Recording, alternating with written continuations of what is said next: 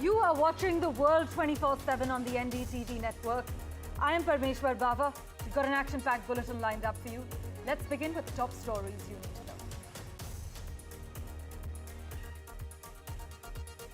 The launch of the Axiom 4 mission that will carry India's second astronaut to space has been postponed for a fifth time.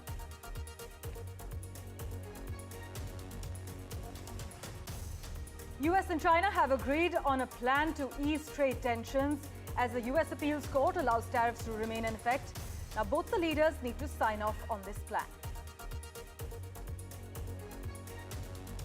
California stepped up its pushback against US President Donald Trump's deployment of federal troops to Los Angeles as the city braced for a fifth night of immigration protests.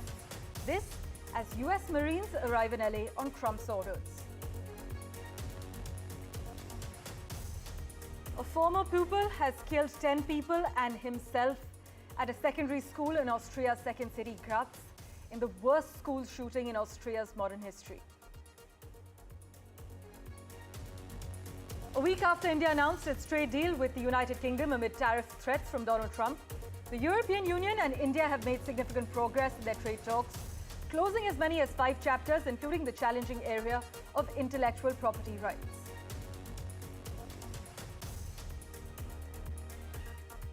Britain will invest £14.2 billion, that's $19 billion, to build a new nuclear station that will reduce the UK's reliance on volatile international fossil fuel markets.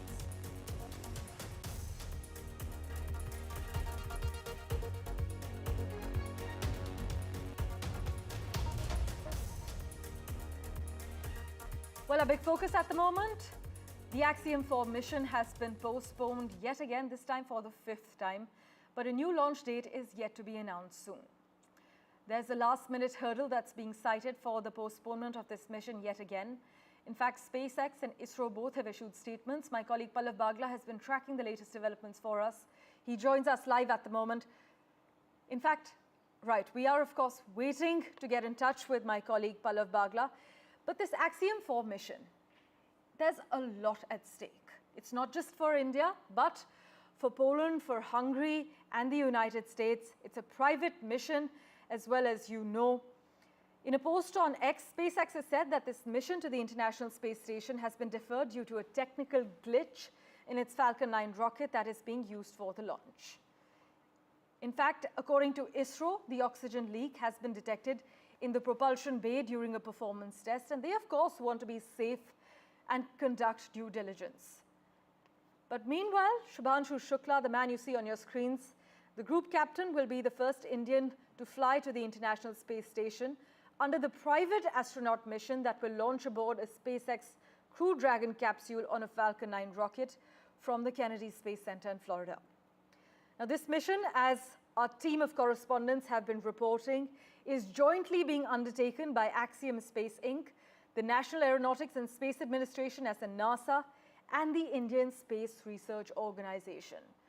A lot at stake, and as part of the launch vehicle preparation to validate the performance of the booster stage of Falcon 9 launch vehicle, a 7-second of hot test was carried out on the launch pad, but even though this was carried out, they have come to the conclusion that this mission needs to be postponed and a new launch date is yet to be released. Pallav Bagla is now with us, I'm told. But before that, let's go across to Alice, who joins us with the lowdown. Alice, we can agree there's no denying that this is a really incredible time for human spaceflight, with more opportunities to access space growth, for thriving commercial economy. But what do you have to say about Axiom 4 being postponed for the 5th time now? It's very unfortunate, but very common, unfortunately, when it comes to human spaceflight. Safety is absolutely paramount when it comes to when they're going to launch and why they're going to launch. I was part of the SpaceX Crew 9 launch last September, and that got delayed due to hurricanes that swept through the Florida region. It's an unfortunate part of what happens when we're having to deal with Mother Nature. Well, Alice, we have understood that SpaceX has cited this technical glitch. ISRO has backed that explanation. Yeah. But as far as a new launch date is concerned, how soon can we expect for the authorities to announce a new date for this mission? That really depends on the weather. I was just looking at the report. It's looking a little bit like it's cloudy conditions in Florida for the rest of this week with possible rain. So it's dependent on that. And it's also depending on whether or not the range is available to them. So it looks like they're trying to get it out there as soon as possible. It could be within the next few days. It could be in the next week. I'm hopeful, though, that they will be able to launch very quickly. That makes two of us. We're all hopeful, in fact. But Alice, just for the clarity of our viewers as well, how long will the Axiom mission take after the launch to reach and dock with the International Space Station? Now, that really depends on whereabouts the space station is when they're looking to launch. Obviously, it'll take a few hours if they go on the normal trajectory. If they manage to get a launch window that's available, which means it's a bit further away from the International Space Station, it may prolong that docking. So it really is dependent on when they're going to be able to launch and when that launch window opens. Well, Alice, always a pleasure to chat with you, and thank you so much for much needed clarity at this point. The astronauts on board the Axiom mission, one each from India, Poland, Hungary, and the United States, will spend 2 weeks at the International Space Station once this mission is finalized and ready for takeoff. And they will actually be involved in about 60 experiments, scientific studies, outreach programs. As you can imagine, this is a big deal with lots at stake. With that, let's move on to the other big headline we're tracking. The United States and China agreed to a preliminary plan to ease trade tensions, which could revive the flow of sensitive goods between the world's two largest economies. American and Chinese negotiators in London said that both sides agreed on a framework on how to implement the consensus the two sides have reached in the prior round of talks in Geneva. But the US Commerce Secretary has indicated that the deal should resolve issues between the two countries on rare earths and magnets. Meanwhile, though Trump's most sweeping tariffs continue to face legal uncertainty, just on Tuesday, the US president received a favorable update because a federal appeals court held a decision saying his tariffs can temporarily stay in effect. The US Court of International Trade had blocked their implementation last month, as you would know, deeming the method used to enact them unlawful. But Sakshi Bajaj has been tracking the latest updates for us. She joins us live at the moment. Sakshi, is it safe to say that we're witnessing a thaw in US-China trade tensions? That's right. The US and the China are reaching a trade framework. This achieved in the London talks. In the second day of the London talks, the counterparts there have achieved a trade framework, a consensus. And this, remember, is a big step for the world's two largest economies. Remember, trade uncertainty has been weighing on the sentiment. And while, of course, there was a 90-day tariff pause, we have now seen clarity emerge on the framework. And US President Donald Trump and Xi Jinping, Chinese President, both of them really have to give their approval. And this really to the plan going forward. We have seen Asian markets also cheer the sentiment. We have seen sharp gains in early trade from the Asian markets. And remember, this uncertainty really has been weighing and dragging markets for a while now. This clarity will be, of course, beneficial to global markets, investors, and economies at large. Well, there's no denying that the trade war is squeezing both economies. And now the deal is in the hands of the two leaders, with few specifics yet out about what entails or how it would be implemented. But with that, let's turn our attention now to LA, where National Guard troops began protecting immigration agents as they made arrests in Los Angeles, an expansion of their duties that had been limited to protecting federal property. But just on Tuesday, the LA Mayor, Karen Bass, issued a curfew for the city's downtown area following several days of intense protests against ICE raids that saw clashes between demonstrators and law enforcement, widespread vandalism, and some looting as well, particularly during the late night and early morning hours. So things in LA yet not restored to normalcy. There are tensions that haven't simmered yet, with the Marines being deployed on Trump's orders. We have a reaction from the US President and the California governor lined up for you. Listen in. Within the span of a few decades, Los Angeles has gone from being one of the cleanest, safest, and most beautiful cities on earth to being a trash heap with entire neighborhoods under the control of transnational gangs and criminal networks. It's horrible what's happened so quickly. As the entire world can now see, uncontrolled migration leads to chaos, dysfunction, and disorder. And you know what? They have it in Europe, too. It's happening in many of the countries of Europe. They don't like it when I say it, but I'll say it loudly and clearly. They better do something before it's too late. Very simply, we will liberate Los Angeles and make it free, clean, and safe again. It's happening very quickly. Look, Donald Trump has created the conditions you see on your TV tonight. He's exacerbated the conditions. He's, lit the proverbial match. He's putting fuel on this fire ever since he announced he was taking over the National Guard. An illegal act, an immoral act, an unconstitutional act. For an expert's view, joining us on NDTV at the moment, Dr. Richard Benkin. Dr. Benkin, always a pleasure to chat with you. Not just the US president, as we've just heard, but some Republicans, even the US spy chief, Tulsi Gabbard, has now turned the heat up against the protesters in LA, calling them violent criminal mobs. This narrative we're seeing stitched up by Donald Trump, some Republicans. What do you make of what's going on in LA? Well, actually, it's pretty simple. First, I found something very ironic. First, again, thank you for having me on, as always. I found something really interesting. These protests, as they're called, were initially held to say, oh my goodness, don't send these poor people out of this country. Please let them stay in this wonderful country. And when we saw images there, what did we see? We saw them burning the American flag. We saw them spitting on the American flag. That doesn't play well among the American people. Let's remember that unchecked illegal immigration was the issue for Brexit. It's an issue in many other European countries, and it was one of the top issues in the 2024 election. So actually, Trump is only doing what he promised the American people he would do. He has legal authority to do this. The American code, law code, gives presidents this sort of authority. Certainly, they have this authority to bypass state governors in mobilizing the National Guard, for instance, when duly authorized federal officers, which the Immigration Customs Enforcement ICE are prevented from doing their jobs, and no one else is helping them. The president has the right to federalize the National Guard.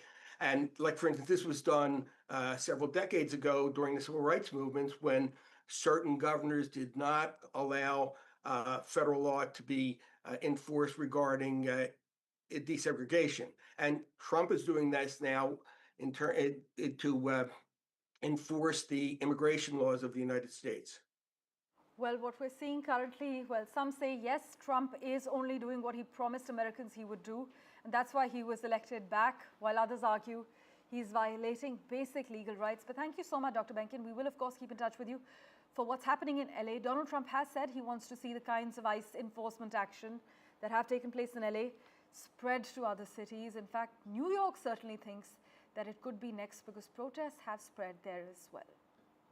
Meanwhile, Donald Trump has warned demonstrators planning to protest during the upcoming military parade in Washington that they would face very big force. Speaking from the Oval Office, Trump issued a blunt message. Listen in.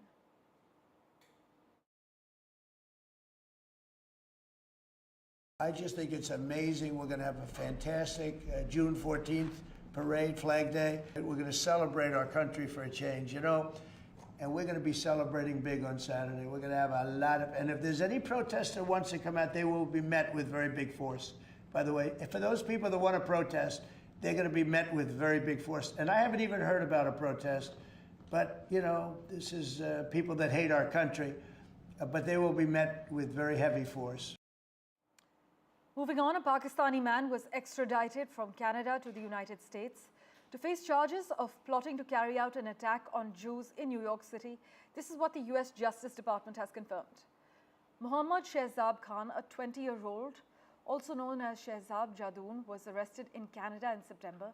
And according to a criminal complaint, Khan planned to travel to New York and carry out a mass shooting in support of the Islamic State at a Jewish center in Brooklyn on the 7th of October anniversary of the deadly 2023 Hamas attack on Israel. And with that, let's turn our attention now to Austria, where a former pupil killed 10 people and himself at a secondary school in Austria's second city, Graz, in the worst school shooting in Austria's modern history. Their interior minister had said 6 of those killed at the school were female and 3 were male. Austria is now to hold 3 days of mourning. We have some crucial reactions lined up for you. Listen in. We heard gunshots and police and ambulances all around. We rushed to the balcony, and then when we found police cluttered blocking all the way and all the roads in the neighborhood, we ran inside back because we were afraid. It's the first time we experienced such a thing in the neighborhood. It's scary since I live right in front of it, and I've never seen a school shooting before. And yeah, it's just really scary to see. You were at home at that moment? Yeah, I was at home. I just thought of like safety, like how are the students safe or.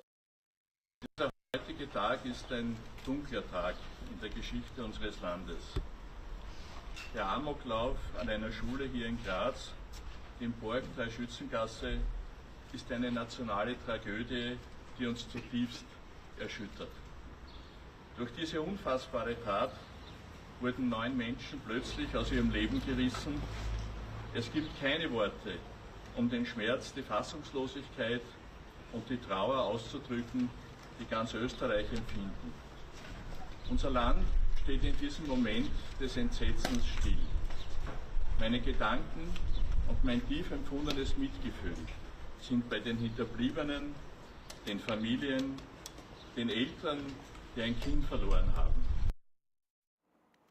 In other news, External Affairs Minister Dr. Jaishankar called on the European Union to view the conflict with Pakistan as India versus Terroristan, as he highlighted India's zero-tolerance stance on terrorism. During a joint press conference with EU High Representative for Foreign Affairs and Security Policy in Brussels, Dr. Jaishankar was asked about the India-Pakistan conflict in the wake of the Pahalgam terror attack. Listen in to his response. Finally, it's about India-Pakistan conflict. I would say, will the EU take any initiatives about that to resolve the conflict in a peaceful way? I'd like you to understand, this is not a conflict between two states per se. This is actually a response to the threat and to the practice of terrorism. So I would urge you to make it, don't think of it as India-Pakistan, think of it as India-Terroristan. You will then appreciate it. Meanwhile, the government has strongly reacted to a social media post claiming an Indian national has been detained at Newark Airport in New Jersey, formally raising the matter with the US Embassy in New Delhi, top sources have revealed. An official of the Ministry of External Affairs has said, our embassy in Washington, D.C. and the Indian consulate in New York have also been in touch with the US authorities for the details. We have so far not received any details about the incident or the circumstances under which he was restrained. The MEA further adds that the flight he had to board or boarded and his final destination will be all looked at, and they will continue to follow up with the matter. But this video playing out on your screens, it sparked social media outrage and was shared by an Indo-American entrepreneur claiming that an Indian student was handcuffed, his legs tied, he was pinned to the floor as he was crying by the US authorities at the Newark airport in New Jersey. And by the way, despite mounting debt, 76,000 billion Pakistani rupees to be precise, Pakistan has announced that it is raising its defense expenditure by a steep 20%. The government of Prime Minister Shehbaz Sharif presented a budget that allocated 2.5 trillion rupees, that's $9 billion, for defense spending as far as FY26 is concerned, compared to 2.12 trillion in the fiscal year ending this month.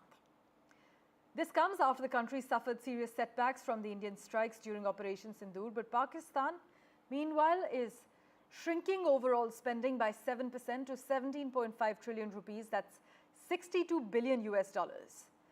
Now let me give you a little context here, because in terms of India versus Pakistan defense spending, India's defense spending in its 2025-26 April to March fiscal year was set at $78.7 billion.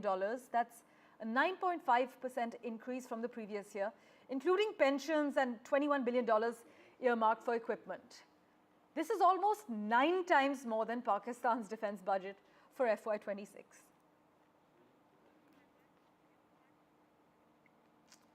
Moving on, the Trump administration will eliminate all US aid, that's United States Agency for International Development overseas positions worldwide, by 30th of September this year in a dramatic restructuring of remaining US foreign aid operations.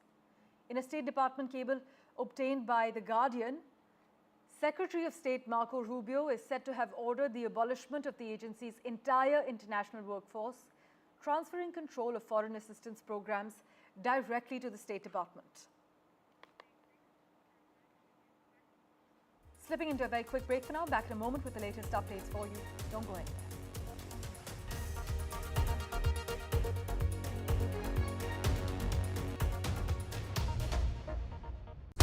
When facts are fragmented, we put the pieces together.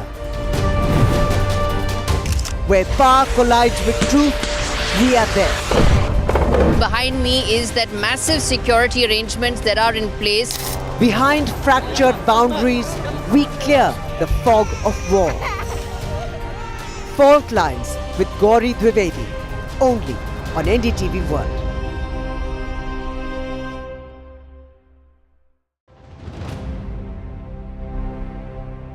2003 is when Munna Bhai MBBS happens to you. Right. Dr. Asthana. And then in 2009 is when you become virus in Three Idiots. And then you make a directorial venture through Mehta Boys. Right. It has been quite a journey. Yes. But these two characters were particularly those which are seen as iconic. Would you say that they reshaped your entire, acting career? You're absolutely right. People identify me with these two characters. I have had a learning curve through a lot of other characters too, but yes, there's no denial that these two, and if I might be allowed to put in one more, was Khosla Ghosla Khurana.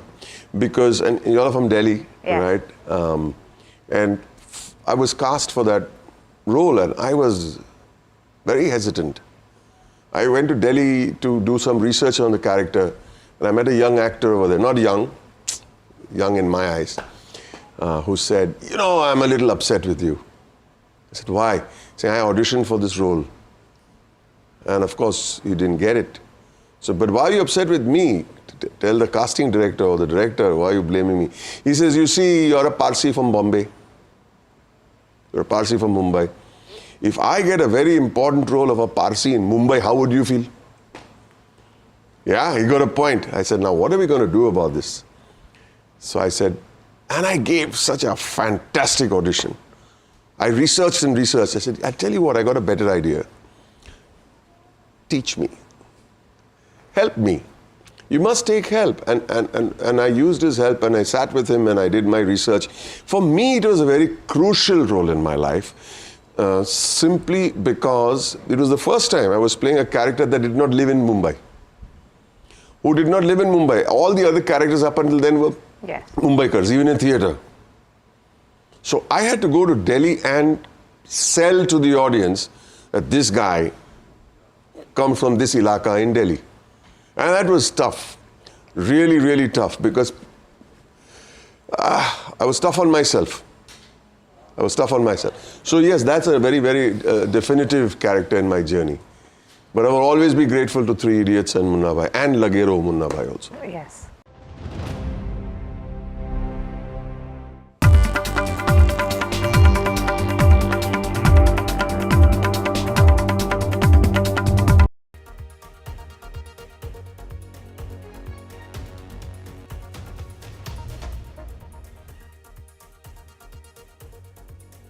Well, the World Bank has cut its forecast for global growth this year and warned that the 2020s are on track for the weakest performance for any decade since the first Apollo moon landing because of trade tensions and policy uncertainty. Now, the Washington-based development lender lowered its 2025 outlook to 2.3% from 2.7% that was projected in January. That pace would be the weakest in 17 years outside of the recessions in 2009 and 2020, created by the shocks of the global financial crisis and also COVID-19, obviously. Japan, Europe, and the US were among those downgraded in the bank's twice-yearly report. Himanshu has further details for us and the key revelations. Himanshu, the World Bank predicting the worst decade for global growth since the 60s? That's right.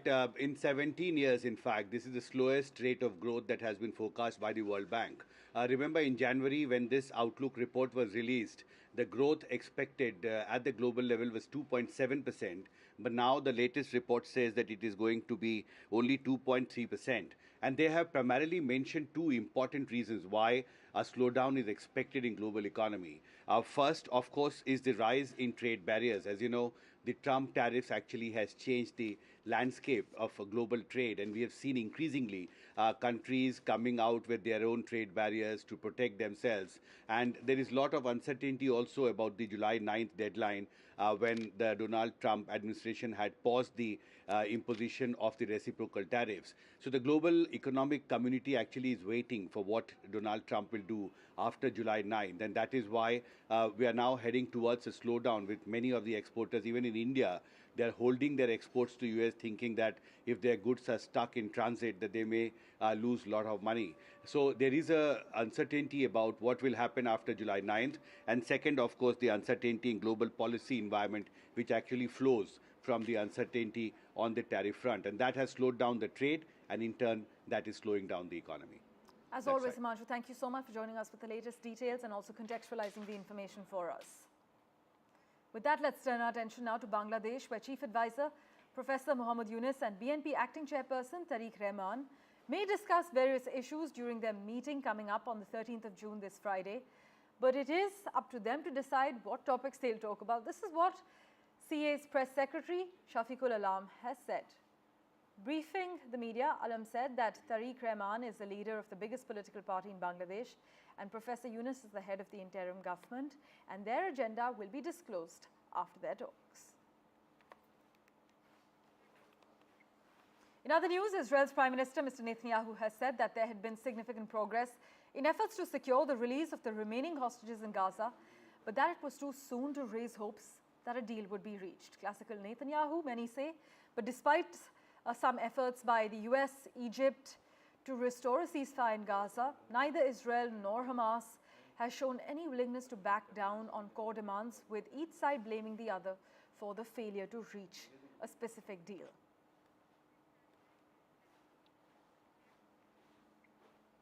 And Greta Thunberg, the renowned climate activist, has been deported from Israel after being detained along with other activists aboard the Gaza-bound aid boat. In fact, we have heard from her as well, but these are the latest visuals coming in as she was deported from Israel. Thank you so much for investing your time in watching this edition of The World 24/7. As always, we'll keep tracking the latest updates for you. Do stay tuned.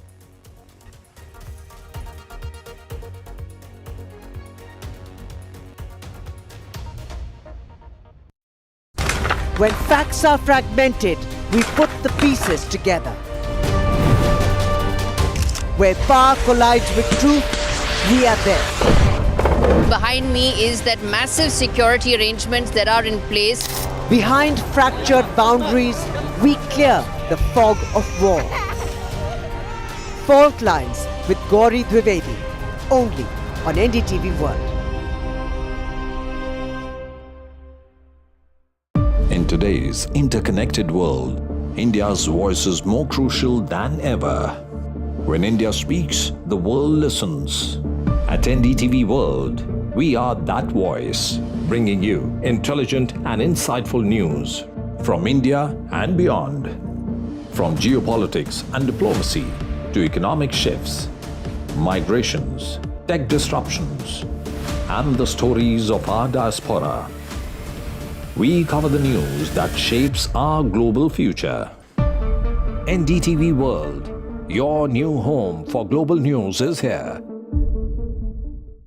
From interesting tech startups to industry-leading companies, politics, sports, culture, curry, cricket. Oh, there's so much to talk about. Like me, if you too thrive on interesting conversations, this is a show you cannot miss. Watch this space to know more about all matters and all people that make Britain what it is today. Out of Britain, with me, Radhika Iyer.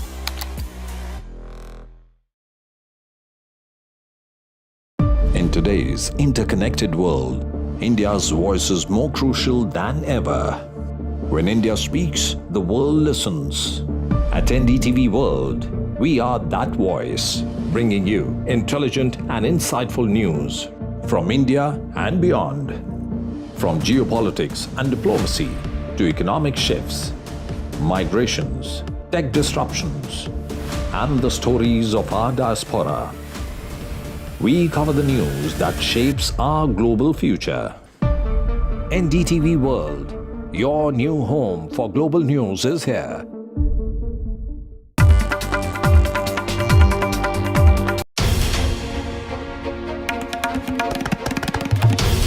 This is NDTV, and you're watching NDTV 24/7. In today's interconnected world, India's voice is more crucial than ever. When India speaks, the world listens. At NDTV World, we are that voice, bringing you intelligent and insightful news from India and beyond. From geopolitics and diplomacy to economic shifts, migrations, tech disruptions, and the story. This is NDTV, and you're watching NDTV 24/7.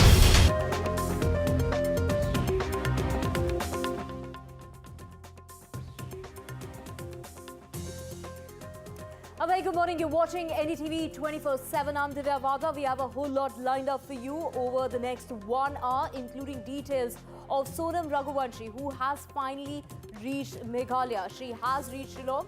How did she make her journey? Well, she started from Patna. From Patna, she in fact took a train. She took a flight to Kolkata. From Kolkata, she took a flight to Guwahati. From Guwahati by road, she has reached Shillong. She reached at about 12:30 at night. Medical tests have been done. She's in the police station. She's going to be produced in court. We're going to get you all the chilling details that we have for you at this point in time. But first, let's get you the headlines. In the Meghalaya murder case, of course, it's Sonam Raghuvanshi, the wife, the prime accused, who has reached Shillong. She's going to be produced in court. It is the family of Raja Raghuvanshi pointing fingers at Sonam Raghuvanshi for being responsible for the death of their family member.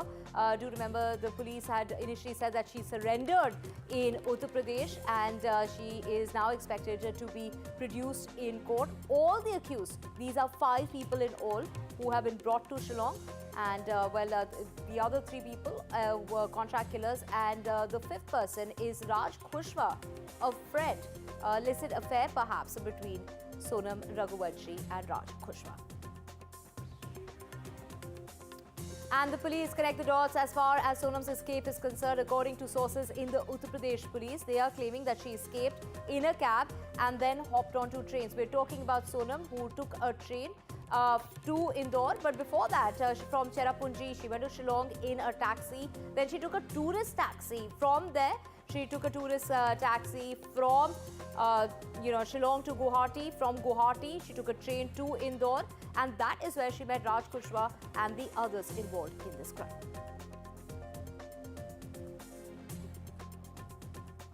In the Bengaluru stampede case, a big day as far as the court is concerned. The High Court in Karnataka is going to be taking a decision as far as the bail plea of the RCB officials is concerned.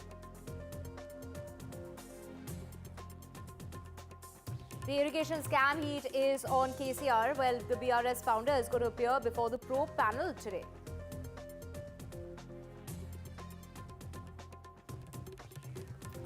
Prime Minister Modi meets with the Operation Sindoor Mission MPs. This is a multi-party delegation that went abroad in order to spread the message against terrorism as far as India is concerned, and to debunk all the theories and, as far as Pakistan is concerned. Prime Minister Modi went on to say that the MPs really did put out that very big message. They sent out that big message against terrorism on a very, very large scale.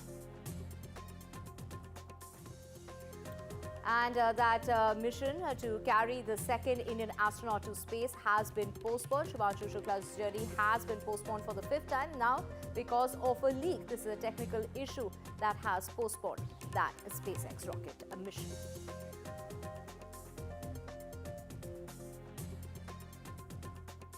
And the United States and China finally agreed to a framework and implementation of a plan in order to ease trade tensions. This as this is the United States Appeals Court allows tariffs to remain in effect. So basically, they've agreed to a plan to ease off tensions in these talks that took place in London.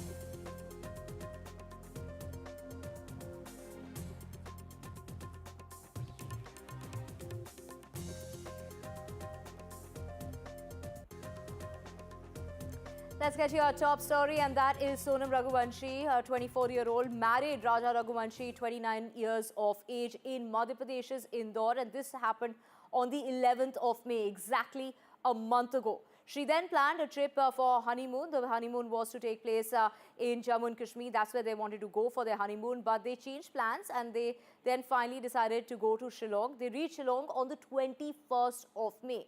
They were there in the area which is also known as Cherrapunji. This is where they were in the East Khasi Hill district. That is where Sonam had, planned to execute a plan that she had made with the mastermind, Raj Kushwaha, also her friend. Do remember that he was employed by the family-run business. Raj Kushwaha is 21 years of age. He had allegedly hired three of the friends to murder Raja, and Sonam had promised to pay them off 20 lakh rupees. Those are the chilling details that we have for you. Of course, Sonam Raghuvanshi is right now. She is in Meghalaya. She is in Shillong. She has been brought via Patna. From Patna, she took a flight, and of course, there she finally reached Shillong at about 12:30 late at night. Her medical checks have been done. In order to know more on this, of course, we have my colleagues joining us. We, in fact, have Saurabh Gupta joining us from Shillong. Saurabh, we also have Tanushree with us. Saurabh, over to you. Her medical checks have been done. She was first brought to the police station, then taken for her medical checkup, then again brought back to the police station. She arrived at about 12:30 at night, very late into the night, and she had a very, very long journey. What time is she expected to be produced in court?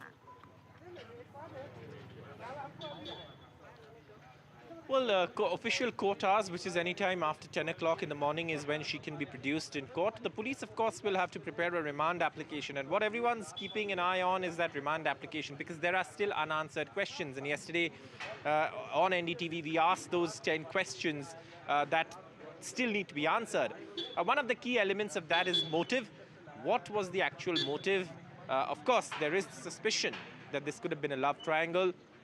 But again, that is something that has to be backed up by hard evidence, because the police have to build an airtight case that will stand the scrutiny of law in court. Now, apart from that, what the police are also looking at is there are two things. One is, of course, the contract killers and the connection to Sonam Raghuvanshi, because in this case, it is very important for the police to establish that connection as part of their case against Sonam Raghuvanshi and the others. The other thing is also Sonam Raghuvanshi's phone, which is still not in the custody of the police. So they're looking for that because that would provide crucial evidence. So one presumes that once the court production is done and once the remand application is filed, which will indicate how the police investigation is moving forward, what all needs to be done, how much time they need to do it, all of those things are usually mentioned in a remand application. Once we know that, then of course the police will take her perhaps for a recreation of the crime scene, where exactly they killed him, how they dumped his body, Raja Raghuvanshi's body, because yesterday I was reporting from that place where the body was found, and it's a very, very deep gorge and it's also a desolate, isolated place, because obviously they chose this particular route. So did Sonam come here? Who did a recce? Because she seemed to have knowledge that this particular route that they chose for the trek is not the usual route that trekkers use. There's another more, let's say, where a road is better, where the trek is easier, route. So all of these questions will be perhaps answered in the remand application. Right, Saurabh, of course, we also have Niharika with us, joining us from Indore. Niharika, you know, visuals that we're playing out right now from late last night. She reached at about 12:30, like Saurabh was mentioning. She was taken to the police station upon arrival, and then from there, she was then taken for a medical checkup, brought back to the police station. She continues to be at the police station. She will be produced in court, like Saurabh is mentioning. Visuals of her reaching Meghalaya late last night. You know, this is the police station at about 12:30 at night. Of course, she had a very, very long journey, which started at about 4 o'clock in the evening from, you know, Patna. Niharika, what are the family members of Raja Raghuvanshi really saying? Now they started to point fingers. Initially, you know, we did hear the mother say that they had a very good relationship, that there was nothing wrong with the couple. They don't even married for exactly a month. So basically, when they went for their honeymoon, it was less than, you know, 2 weeks into their marriage. Yes, absolutely, you are right. It was just about 8 days when they went for their honeymoon. They got married on 11th of May, and after that for 4 days, that is till 15th of May, Sonam was staying at Raja Raghuvanshi's place, that is a sasral. But when after 15, she went to her house, and those were the 4 days when she started planning all these things, because for that time she came to know about the family in more closer way, because she was living with Raja Raghuvanshi. She planned everything. She even told Raja that we will not get in contact, like any close contact, because we have to go and worship Kamakhya Devi first, will not make any thing like that. And after that also for 4 days she planned with Raj Kushwa, and along with Raj 3 friends, she planned and plotted everything, that where they will go, when they will go, how they will go, where they all will be living, how they'll contact Raja Raghuvanshi, how they will execute the plan. And also she had another plan, that if the killers did not kill Raja Raghuvanshi there, she will plan to do it. She will try to take a selfie there, and while taking a selfie, she will push him towards the gorge there, which is very, very deep, as we are already seeing it. So these were the 2 plans which she was planning about. But at the time when they went there, it was so terrific for all the killers that they also denied. But after that, Sonam offered 20 lakh rupees, because of which everybody agreed. If we talk about Raja Raghuvanshi's family, they were not even agreeing this at the first hand. When the news came out, they were not even ready to agree that Sonam can ever do this, because they had very good relation with Sonam Raghuvanshi. But at the time, as the investigation got deeper, things came out about Sonam, they also started agreeing. And then all the things came in front, that why Sonam did not tell any of the plans to the family of Raja Raghuvanshi, why she only booked the ticket one way, why she was taking all the gold and also the cash money along with her, why was the thing that she went to her house for 4 days and did not even came back. She went directly from her house for honeymoon, and she planned everything there. As we came about to know, As we came to know yesterday, all the accused also agreed in this thing, that Sonam was the one who was the mastermind in all the plan, and they all were like pyadas for her, which she was moving according to them, according to herself. And when all the things came, absolutely, Niharika, of course, we will keep coming back to you.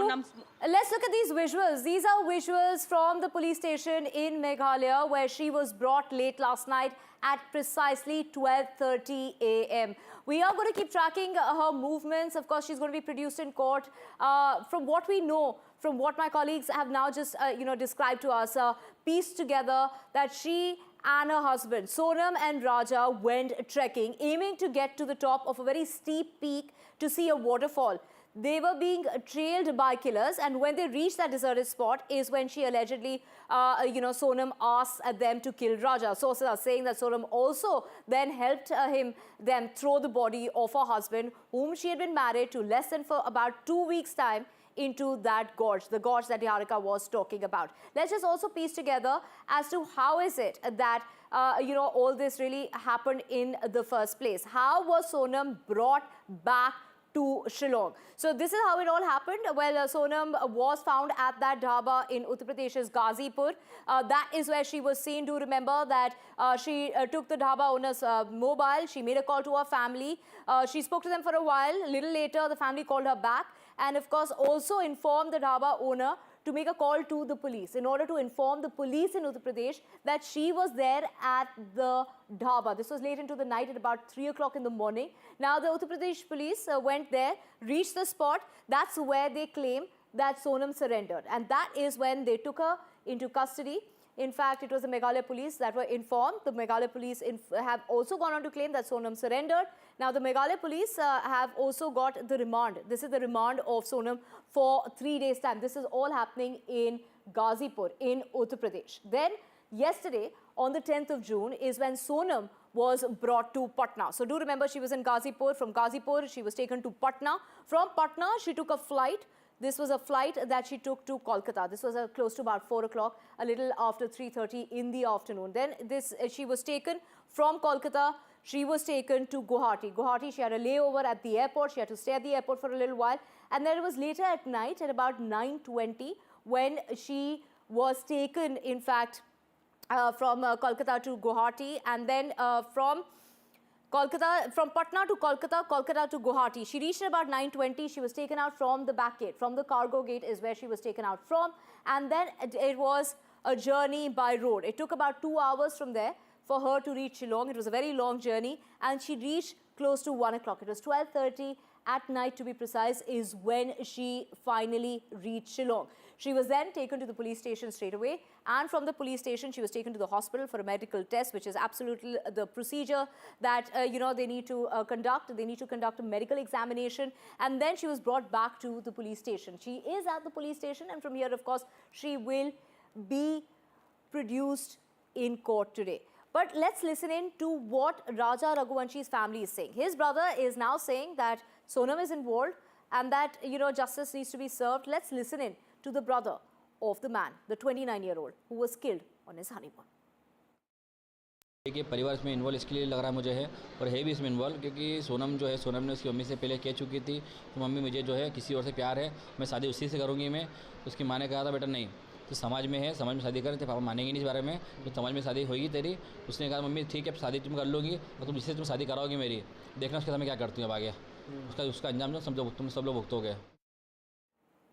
Right, so the family members there pointing fingers at Sonam Raghuvanshi. Do remember the police has gone on to say that they had enough incriminating evidence and that they hadn't revealed that they were in on the crime. In fact, they had, sort of pieced together the investigation very early on. They managed to crack the code in a matter of a week's time. Do remember his body was found just exactly a week before, Sonam Raghuvanshi in fact went ahead and surrendered. Of course, she did know that there was no escape route that was left and she had no choice but to surrender, and that perhaps was in the behest of her family. Let's get to you all the chilling details so far in the case with my colleague Saurabh.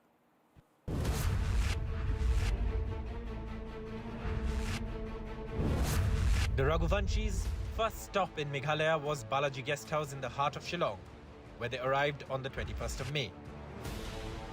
This, of course, is the guest house, and of course, a lot of details regarding the investigation also came out from here. There's a CCTV camera that has captured Sonam and Raja Raghuvanshi checking in here and also, staying here, and also their details have been entered in the register as well, where they were staying here. They used a rental two-wheeler to carry on their journey. They left Shillong on the 22nd of May and arrived at the Manha Hotel in Sohra, where the couple are seen on CCTV footage. They left their trolley bag here and headed to what was presumed to be a trek on the same scooty. We are at the Manha Hotel in Sohra. This is one of the places where the honeymoon couple, Sonam and Raja Raghuvanshi, was seen before, of course, this horrific incident where Raja Raghuvanshi was murdered. And now, of course, as we know, the prime suspect in that case is Sonam Raghuvanshi, his wife. But with sinister plans in place, it is suspected that Sonam chose an isolated path instead of the regular route trekkers use. The choice of the location for Raja Raghuvanshi's murder is an obvious one. Firstly, its remoteness. It is, of course, very far away from any place that has a living population. Secondly, also, just the surroundings. There are no people around. There are only mountains, gorges and valleys. That makes it easy to murder someone. and dispose of the body. And that's when the trail goes cold. The abandoned scooty was recovered from an isolated Molakyat village, and this, the Meghalaya police believe, was intentional to throw anyone looking for them off the chase. Eventually, days later, on the 2nd of June, Raja Raghuvanshi's body was found in the gorge near the Vaisadong Falls.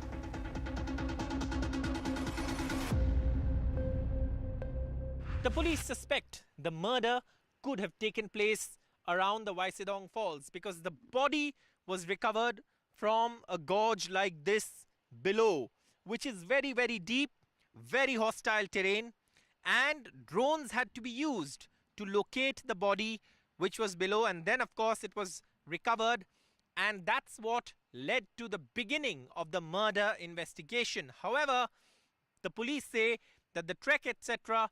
also could have been a pretext that the culprits who planned this murder used, and therefore the body of course was found here near the Vaisadong Falls from a deep gorge in very hostile terrain, making it difficult for the body to be found and giving the accused precious time to plan their escape after committing the crime.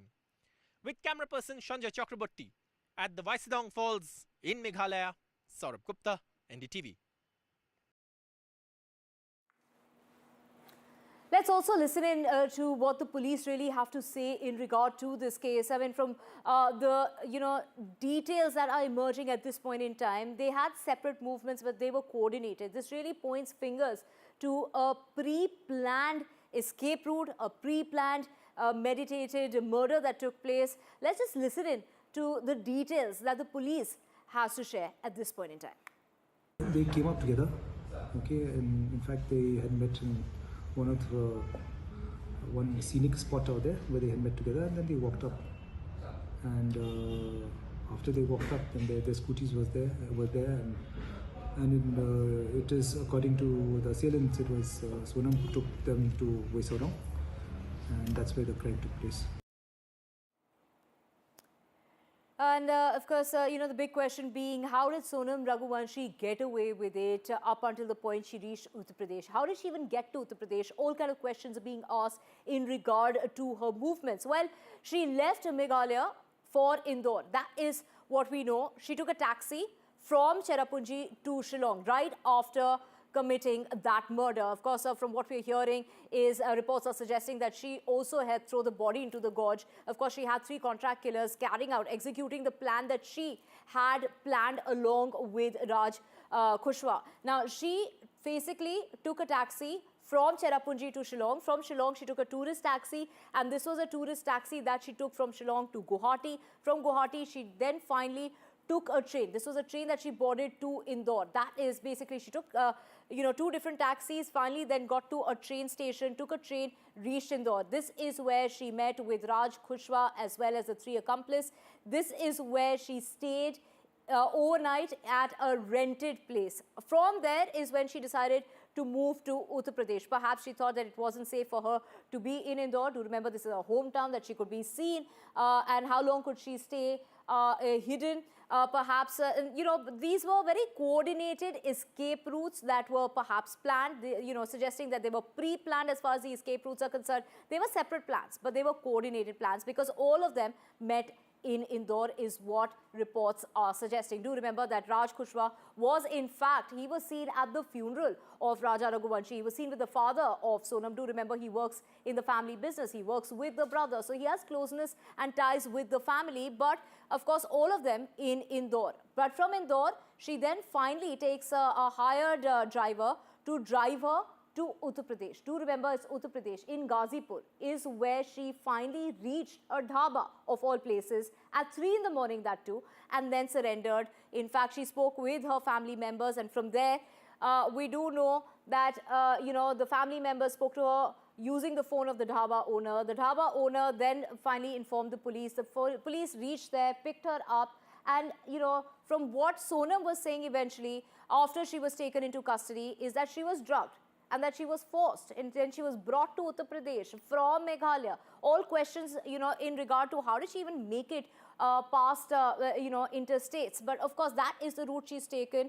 Her phone is yet to be traced, is what the police is saying. But let's listen into what the Chief Minister of Meghalaya is saying, who's really lauding the efforts that have been put in by the police in Meghalaya, saying that they had all the leads. They knew what was going on and they knew from the very start, but they didn't let anybody in on, the details that they had at this very point in time, because of course they wanted to nab Sonam, and that was the plan, and they finally did find Sonam, but Sonam surrendered is what we're hearing. Let's listen in to the Chief Minister. He spoke with my colleague Vishnu So.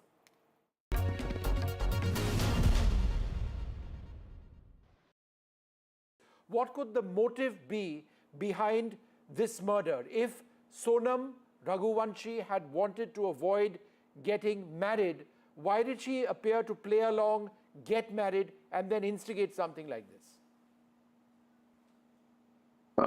These questions, of course, are very difficult for us to answer. And the statements are going to be taken very soon. Only then will the real picture come out. But of course, on a preliminary basis, on whatever facts we have gathered, minus the statements that will be made by the concerned people, it looks like, of course, that there was aspect of some kind of love angle to it from the woman's side, from the wife's side. And that most probably has led to the situation. And of course, what has prompted her to marry and then go ahead with this, those are circumstances which, of course, are beyond my jurisdiction or my knowledge to really reply, because those are circumstances that happened way before they had come here. But of course, as I said, in principle, we can clearly make out that there is a kind of a love triangle kind of an issue out here, which most probably led to this incident. Some thoughts on the role of your police force. The fact that they pursued this was a body which wasn't found for days on end. This woman disappeared. There were so many unanswered questions. Tell us about how the police worked so hard to crack it. And do you believe, and do they believe, that this is an open and shut case? Well, I've said it from day one that I have full trust in my police and my team. I had, reviewed this entire thing, and whatever inputs I received, we were very sure that we are on the right track. The police was very careful not to let it out unless it would raise alarm bells and would make people, again, aware, and then the people who were involved, that is. And therefore, they did an excellent job. And I think what is more critical is that the pressure under which they did it was what was remarkable. And that is really something you have to give real credit to them. The team did an excellent job. They were cool, they were calm, they were focused, they went on evidence-based, and I can tell you they didn't have much sleep either. So they've been really working hard at this. And really, I congratulated them and the entire team. They've done an excellent job. And I think what is important is what they did was not just for the police, or for this crime. But what they did was something that has really reinforced the image of our state, the image of our people, and the image of the Northeast in general. And I think that is really the larger message that the police of Meghalaya has been able to give to the rest of the country.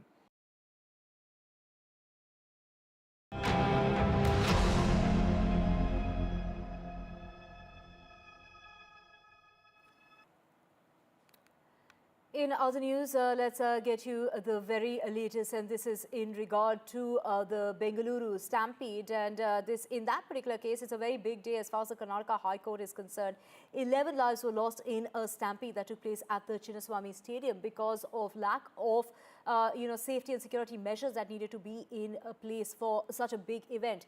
Now, the organizers have been put behind bars, and that is the RCB officials who are pushing now for quashing of that FIR. The Karnataka High Court today is going to be delivering that order. They're going to be taking that call in regard to the bail plea of the Royal Challengers Bengaluru that moved the Karnataka High Court on Monday, seeking to quash the criminal case against the team in the Chinnaswamy Stadium. Now, do remember the RCB marketing head as well as DNA officials, they were all sent back to jail as custody has been deferred, but the Karnataka High Court to rule on CID's custody plea for the 4 accused. And now we have Radhika Ramaswamy joining us from Bengaluru to get us the very latest. Radhika, a very big day in court. Multiple, cases that are going to be heard, but this is going to be particularly in regard to the bail plea of the RCB officials, particularly the RCB marketing head, as well as the event management officials.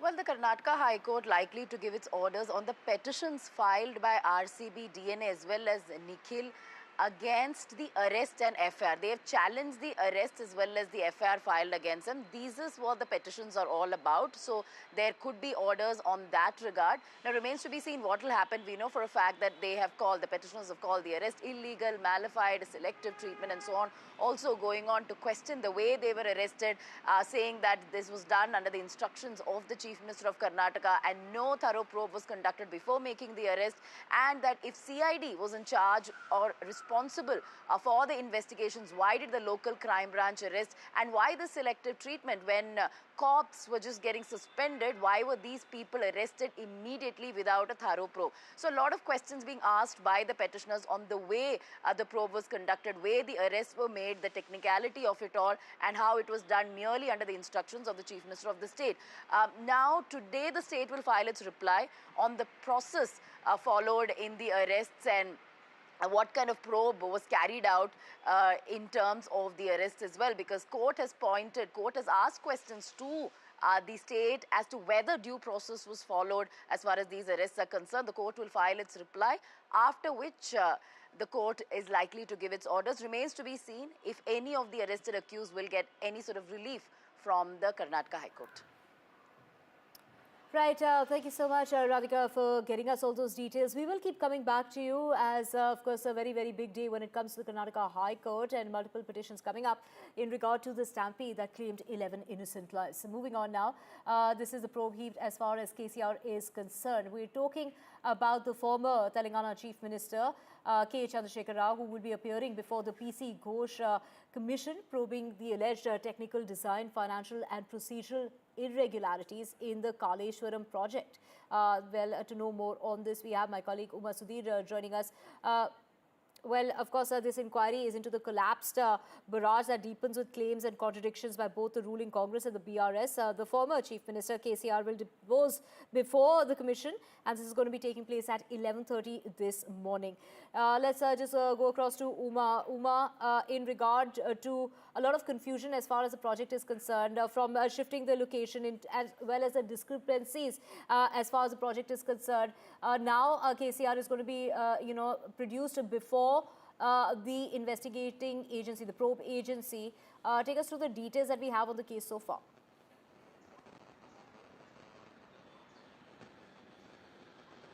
So big political day here in Telangana, where the former Chief Minister will today appear before the PC Ghosh Commission of Inquiry that's looking at the alleged irregularities, not just in the planning, design, execution, operation of the Kaleshwaram project, which KCR himself had self-declared that he's the architect of the project and someone who was a visionary, who had worked out all the details of the project. And already we had former Irrigation Minister Harish Rao appearing before the commission on the 9th of June, and therefore Harish Rao has been having meetings with KCR at his farmhouse yesterday as well as the day before, presumably talking about what kind of questions would be asked and how they are going to counter that. Yes, Harish Rao had also explained that he had given documentary evidence to show that the reason why the input point for the water for the Kaleshwaram point was shifted from Medihatti to Medigadda, and that is something that he says was because Maharashtra government had objected, CWC Right. Reports he had given about where water is available and environmental concerns as well.